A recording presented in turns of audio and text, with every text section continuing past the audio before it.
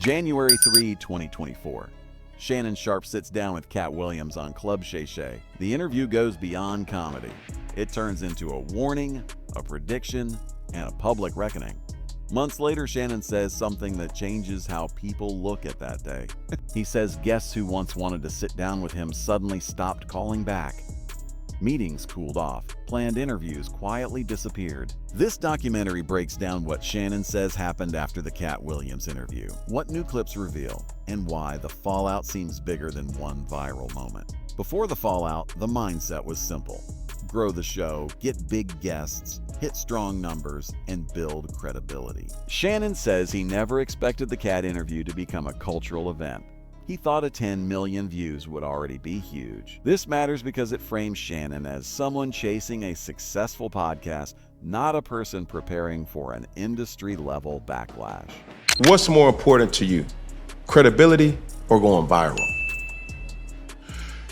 A lot of times, Cam, I don't even know. I didn't know it was going to go viral. A lot of these clips that go viral. I remember when I did Cam. I remember getting up and I turn back and I look at my Katt, and I look at my producer and he's shaking his head. I'm like, oh man, we done messed up. So I'm like, what did I say? Yeah. Did I say something? He like, this is gonna be the talk of 24. No way. I'm like, you think so? He's like, Shannon. And he's looking at me just like I'm looking at you, Cam. He's like, Shannon, this is gonna be viral for the whole year. I said, come on, man. I said, so I'm thinking at that point in time, Steve Harvey is my most viewed podcast. He's at 8 million. I said, you think we're gonna beat Steve? He's like, yeah. I'm hoping for 10 million. Yeah. That's all, Cam, if I get 10 million, I'm like, that's a pretty good interview. Yeah. Think about how few people that's in this space that interview people that don't get 10 million.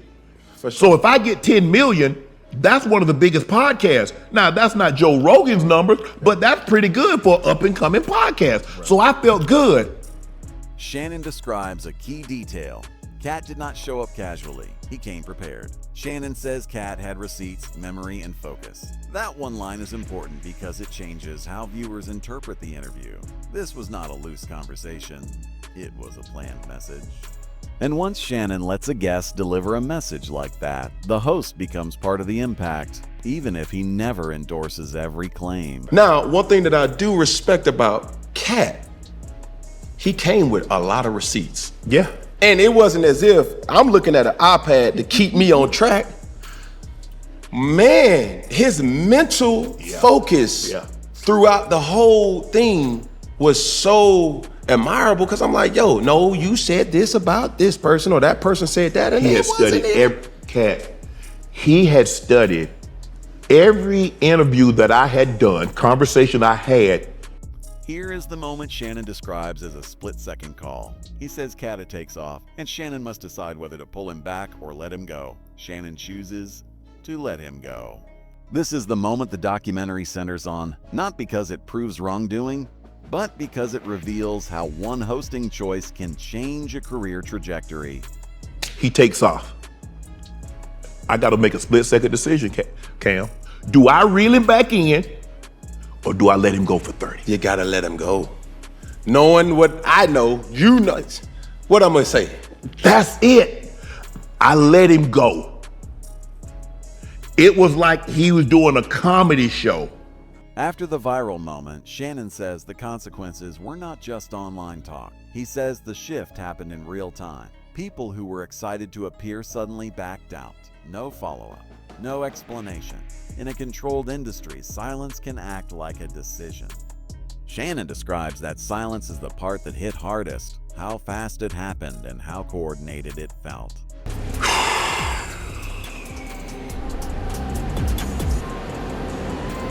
Damn. Maybe.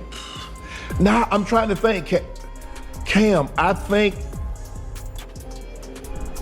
I don't really like to watch them back because I'm absorbing it as they're speaking. Mm-hmm. And a lot of times, and I think I went back and I watched like 30 minutes of it and I just like damn. Cause I went back and I'm like, damn, he said that? Where was I? he was saying so much Right. that I'm like, but Kim, I didn't know it was gonna cause this kind of ripple. I didn't think it was gonna move me in the direction. I'm glad it did. I understand what comes along with that. But if you remember, he said it. He said this is gonna put you in another dimension. He definitely did. He said, But my mama said, boy, there's power in the tongue. yes. He told me, and my guy Jordan is over there. He said, now they're gonna come for you. I said, can't come for me for what? I didn't say anything. Right. He said they're gonna come. And they're gonna say a lot of different things. And they're gonna be some people that you thought you might be able to get that they're not gonna come now. Right. And that's absolutely has happened. That's absolutely has happened. They were so excited. Thanks for reaching out. We can't wait to sit down.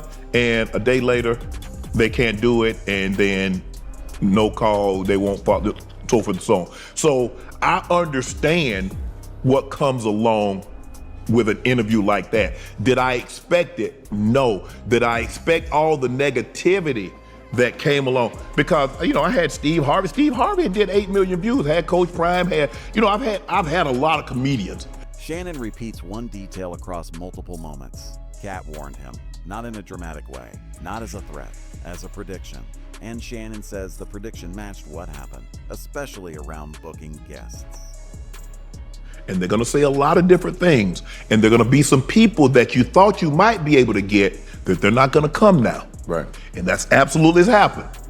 That's absolutely has happened. They were so excited. This story isn't only about Shannon versus Katt. It becomes a test of how the entertainment world reacts when someone speaks freely on a major platform. First, Shannon gives Katt credibility, receipts, preparation, focus. That's the support side. Then the against us side appears. Criticism aimed at Shannon's role as host. That podcast freedom still comes with consequences. And my guy Jordan is over there. He said, now they're gonna come for you. I said, can't come for me for what? I didn't say anything. Right. He said they're gonna come. And they're gonna say a lot of different things. And they're gonna be some people that you thought you might be able to get that they're not gonna come now. Right. And that's absolutely has happened. Shannon says the backlash did not stay professional.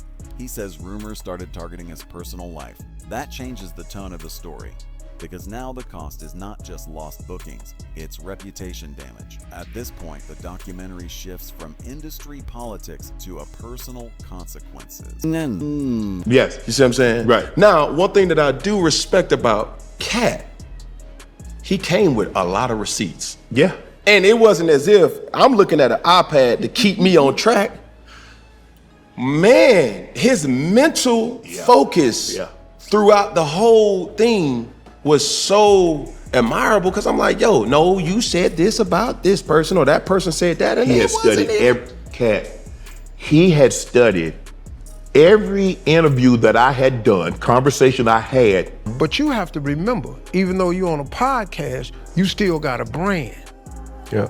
And so you can't say what you want to say and expect to be relevant and not get canceled.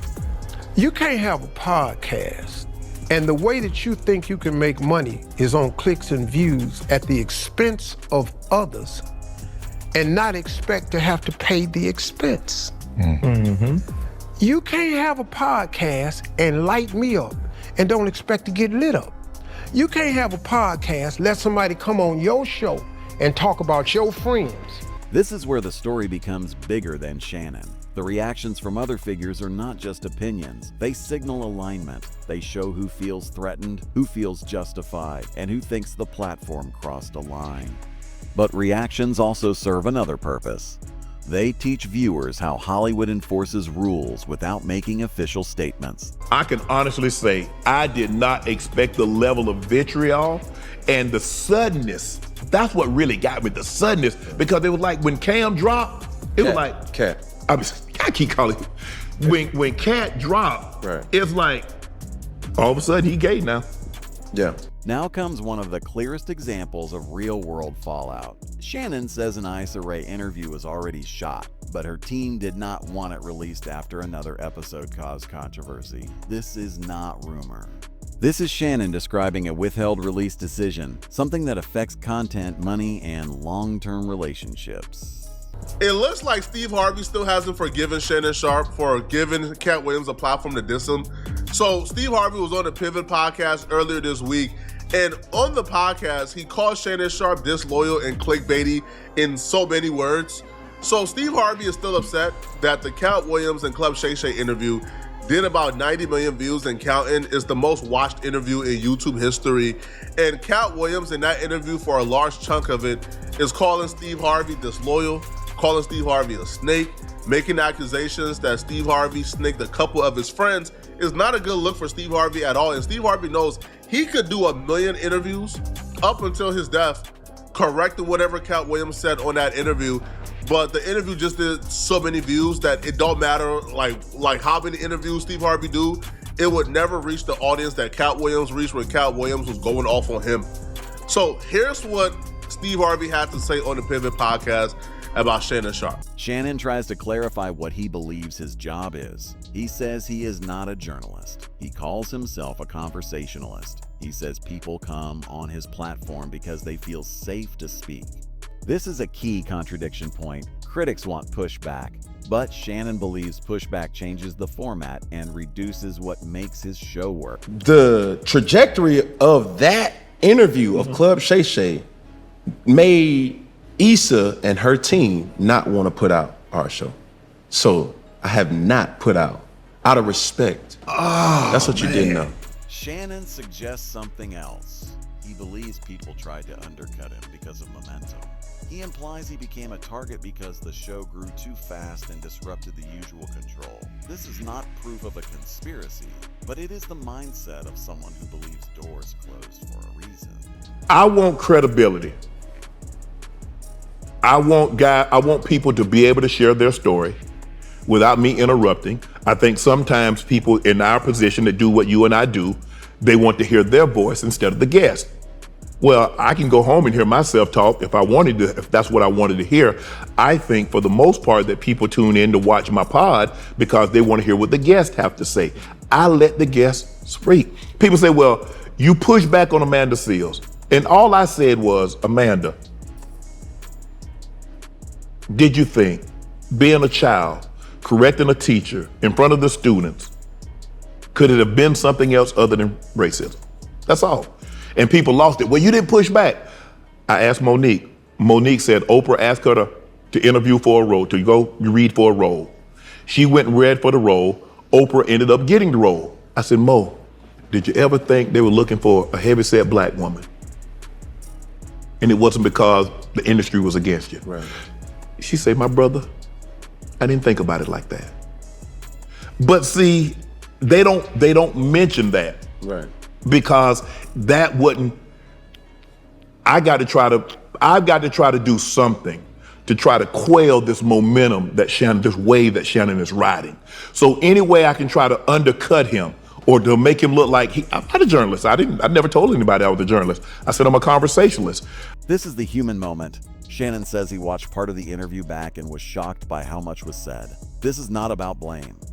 It is about realization, like someone replaying the moment they stepped into something bigger than they understood. I've got to try to do something to try to quail this momentum that Shannon, this wave that Shannon is riding. So any way I can try to undercut him or to make him look like I'm not a journalist. I never told anybody I was a journalist. I said I'm a conversationalist. But what people are upset about is that for some reason people come to me and I don't look at them with judgy eyes. I have no predetermined notion or preconceived notions, and they open up to me. Right. At this stage, the story becomes less about one interview and more about how the industry handles disruption. The transcript itself describes reactions as the signals and says lines were being drawn. That phrase works as the documentary pivot. It explains why Shannon feels punished even if he believes he did nothing wrong. I don't really like to watch them back because I'm absorbing it as they're speaking. Mm-hmm. And a lot of times, and I think I went back and I watched like 30 minutes of it and I just like, damn. Cause I went back and I'm like, damn, he said that? It ties the story together in plain language and raises the stakes beyond personal drama. After Katt, Club Shay Shay is no longer just a podcast. It becomes a platform with influence, and influence without permission can create resistance. Shannon's frustration makes sense if he feels he hosted a conversation but got treated like he endorsed it. Katt's warning makes sense if he believes backlash is proof the system is real. So what changed? Not the views, not the fame, the risk. The risk. So what's up with you and Steve, man? Ain't nothing with me. Well, Steve stole my material on his show, so I had a beef on that. On what show? When he was on his the talk show he had, and he did all my Halloween material one Halloween. I'm watching. Somebody called me and said, "Man, homeboy doing your material." So he did my whole Halloween run. And I know he didn't think of it. You know, this is true stuff that really happened to me. And so my thing is, you don't have to do that, homeboy. Right. So, you know, my made enough money, you know. Wow. Shannon Sharpe says he did not see this coming. He says he let the guests speak. He says people stopped calling. He says the backlash turned personal. And the most unsettling part is that Katt warned him first. This documentary is not here to declare winners. It is here to document a pattern. How fast support can turn into distance, how quiet pressure can replace public statements, and how a single viral moment can change who is allowed access and who is not. So here is the open question. If a host gives someone space to speak, does the host inherit the consequences? Or is the real lesson that in Hollywood, some conversations cost more than any paycheck? Let us know what you think.